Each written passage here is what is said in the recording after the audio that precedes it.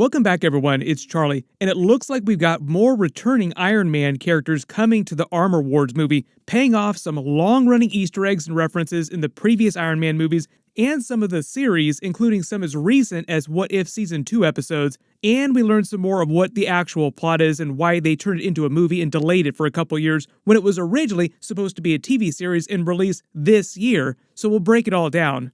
If you're brand new to the channel, be sure to subscribe to get all the videos. There's a bunch of big stuff coming up this week because it's the Super Bowl. It's going to be a big trailer fest. We're supposed to get that first Deadpool 3 trailer. Of course, I will do videos for whatever they wind up releasing, so be sure to enable alerts for my channel so you don't miss that stuff.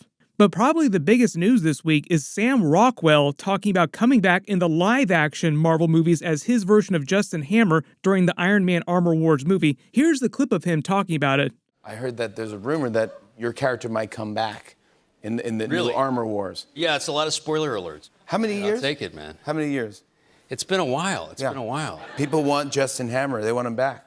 Listen, I'm in, dude. You are? It's 2024. We want more Sam Rockwell. That's what I'm talking about. He's been talking about coming back for years now, so it sounds like he's been campaigning behind the scenes to make that happen in the live-action films. He's also friends in real life with a bunch of the other Marvel actors, including Clark Gregg, Coulson, of all people. He mentioned trying to get both of them to return in Marvel and new projects a couple of years ago. For everybody hoping to see Marvel officially recognize Agents of S.H.I.E.L.D. as canon, now that they just confirmed all the Marvel Netflix shows like Daredevil, Jessica Jones, Luke Cage, Iron Fist, The Punisher are now canon to the MCU, even though most fans believe they were always canon this whole time. It's kind of the same situation with Agents of S.H.I.E.L.D., like it's in a bit of a limbo state where technically it's canon, but there were some aspects that took it off of canon into other universes during the run of the series.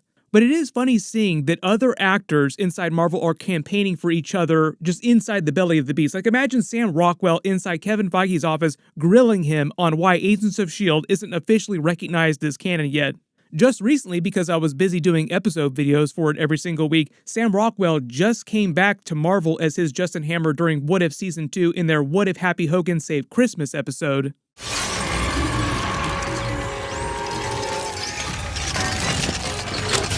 I'm Santa Claus, baby! He was great in that episode. I did a much longer full breakdown with all the Easter eggs and references, so I'll add a link for that down in the description. But essentially, it's Sam Rockwell coming back with all the other Avengers actors to do a version of Die Hard in the MCU. Justin Hammer basically being the Hans Gruber of that equation, trying to infiltrate the Avengers Tower because the episode takes place earlier in the timeline when they were all still living at the Avengers Tower. So technically Marvel already had him under contract again, but it was a separate one-off thing, like he was only in that one episode. Now just imagine them doing that in live action. Hogan, I got your girl Friday, but all I want for Christmas is you. Oh, gotta admit, that's some solid holiday wordplay. Hey, thanks. The important reason for getting him back for the Iron Man Armor Wars movie, though, is that he's a core part of the Armor Wars storyline in the comics that they're adapting for the movie. Originally in the comics, Justin Hammer pays the Spy Master character to steal Iron Man's armor designs and technology. The Spy Master character was just featured during a deleted scene in Black Panther: Wakanda Forever a little while ago. I put the full version of that deleted scene on my channel last year, so I'll add a link down in the description below for that too. But the Armor Wars story features basically every armor-wearing villain you've ever seen in Marvel Comics. It even features Stiltman, who also fights Iron Man. He's the Melvin Potter character that was featured during Daredevil Netflix series, which is now canon to the MCU. Justin Hammer then begins producing weapons, armor designs based on Iron Man's tech, selling them to the highest bidder. So Iron Man's armor is essentially given to a bunch of villain groups across the world, and he spends a solid amount of time getting rid of all of them. Then he learns Justin Hammer and his other rivals built special giant armor suits for the US government called Firepower, which as you'd expect goes off the rails and Iron Man has to destroy it. So the US government also becomes a big villain during the series. You can kind of see the direction they're taking this inside the MCU. Marvel Phase 5 movies are kind of like the Dark Reign era of the MCU. So the way they're adapting the Armor Wars story for the MCU is making it more about Rhodey having recently returned to the world after being held captive by the Skrulls since the events of Captain America Civil War when he had his accident. That was when the Skrulls switched places with him. So for Avengers Infinity War, Avengers Endgame, that was Skrull Rhodey the whole time. The real Rhodey, post-Secret Invasion, learns that Justin Hammer has been working with Val, Thunderbolt Ross, and Sharon Carter Power Broker to make armor for damage control. They've already been controlling Iron Man's Edith drones. We saw them using them during Ms. Marvel and during Spider-Man No Way Home. If it wasn't clear, Val controls damage control. She's after Iron Man's tech. And through Sharon Carter Power Broker, Justin Hammer's been selling Stark Tech ripoffs to villain groups all over the MCU. That's part of the way they're paying off that Sharon Carter post-credit scene from Falcon and Winter Soldier. When she was talking on the phone to that mystery person about treating the US military like it was their piggy bank, rating it for everything it was worth, part of that they'll pay off with Armor Wars. Some of that will spill into other series and movies. Basically, it's one of those situations during the dark reign of Marvel where Val, Thunderbolt Ross becomes president, and as a result, things get completely chaotic, like a bunch of really, really dangerous stuff gets into the hands of really dangerous people all over the world. This is where we get to the other big subplot in the Armor Wars movie. They're essentially supposed to have some kind of crossover between Justin Hammer, Val, and Ultron. Because Justin Hammer's whole thing is falling because of his hubris, he and Val are supposedly unwittingly resurrecting Ultron's dormant code when they start ripping off Iron Man armor and weapon designs.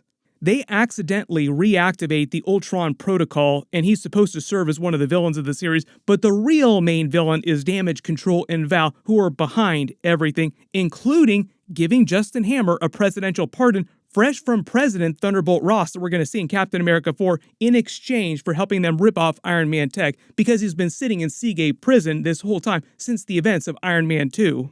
Helping them pay off the Iron Man 3 one-shot, which was the last time we actually saw the character in live action in the MCU.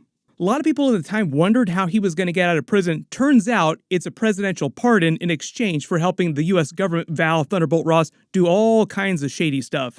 That feels exactly like something that Val would do. In fact, Justin Hammer was kind of doing a version of that during Iron Man 2, building armor designs for the US military.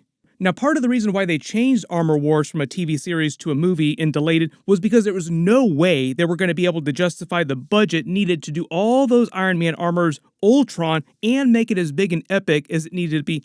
For example, the She-Hulk series, which just got canceled effectively, like there's not going to be a She-Hulk Season 2, had super questionable CG. It cost Marvel over $225 million to make with all that shoddy CG. That's more than most of their big movies. The Echo series, which also just aired in comparison, only cost them $40 million to make, a small fraction of that. If they did Armor Wars as like a 6-episode TV series with a full budget, exactly the way it was supposed to be done, it would cost them over $300 million.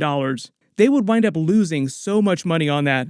Without getting too into the weeds on how people in Hollywood make money, because some of it is really shady ways, it's way easier for Disney, Marvel for example, to make money back on theatrical films because they get to double dip on you so many times.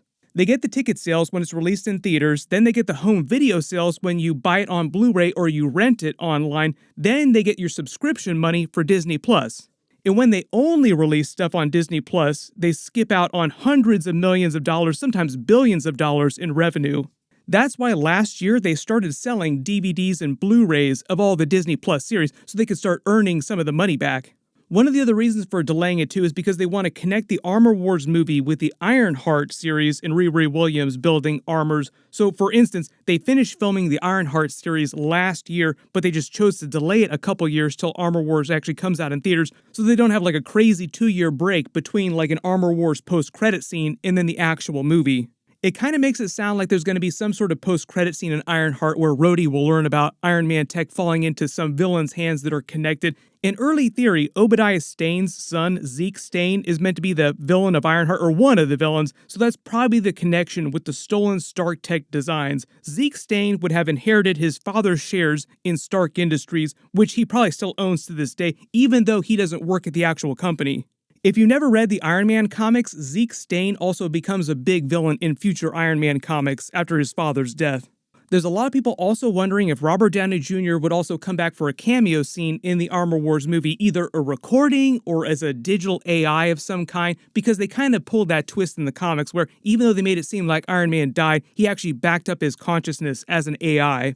Robert Downey Jr. and Kevin Feige have actually said a couple opposing things, like different things. Robert Downey Jr. has joked about Marvel calling him to come back. When people ask Kevin Feige about bringing Robert Downey Jr. back as Iron Man, all he said is that they're not going to resurrect the main 616 MCU Iron Man. They didn't say that they would not bring Robert Downey Jr. back, only that they wouldn't bring back this version of Iron Man.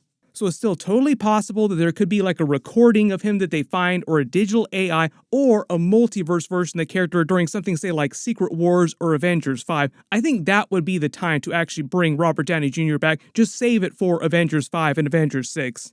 Let him be some alternate universe version of Iron Man, or, for instance, the Sorcerer Supreme of another universe.